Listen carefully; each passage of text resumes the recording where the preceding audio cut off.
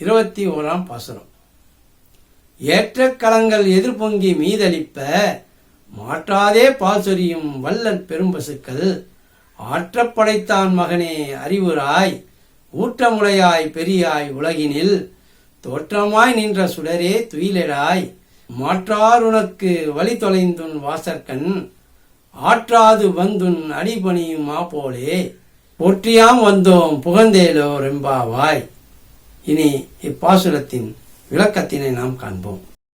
இத்திருப்பாசுரத்தில் கண்ணன் வளர்ந்த ஆயர்குலத்தின் அருமை பெருமைகளை எல்லாம் அடுக்கி பேச தொடங்கிவிட்டார்கள் ஆயர்குல பெண்கள். கறந்த பாலை ஏற்றுக்கொள்ளும் கொள்ளளவு நிறைந்த பாத்திரங்கள் நிறைந்து மேலெழுந்து பொங்கி அளிக்கும் வகையில் மாறாத வகையில் பாலினை சொரிகின்ற வல்லன்மை வாய்ந்த பெரும் பசுக்களை தன்னுடைய செல்வமாக பெற்றவன் நந்தகோபன் என்று பெண்கள் புகழ்கிறார்கள்.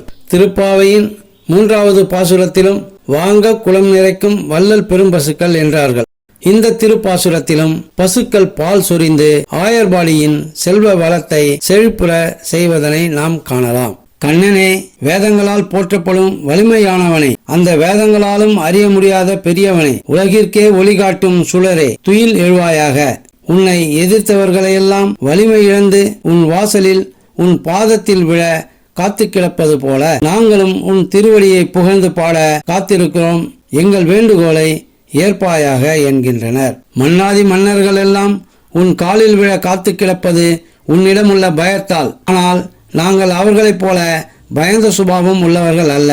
நாங்கள் வா என்று அழைத்தால் நீ வந்தாக வேண்டும். வர மறுத்தால் உன்னை எங்கள் அன்பென்னும் கயிற்றால் கட்டி போட்டு விடுவோம். அப்போது நீ தப்பவே முடியாது என்கிறார்கள் ஆயர்குல பெண்கள். இதுதான் பக்தியின் உச்சநிலை. பகவானிடம் நம்மை அர்ப்பணித்து விட்டால் அவன் நம்மிடமிருந்து தப்பி ஓட முடியாது என்பது இப்பாடலின் உட்கருத்து ஆகும்.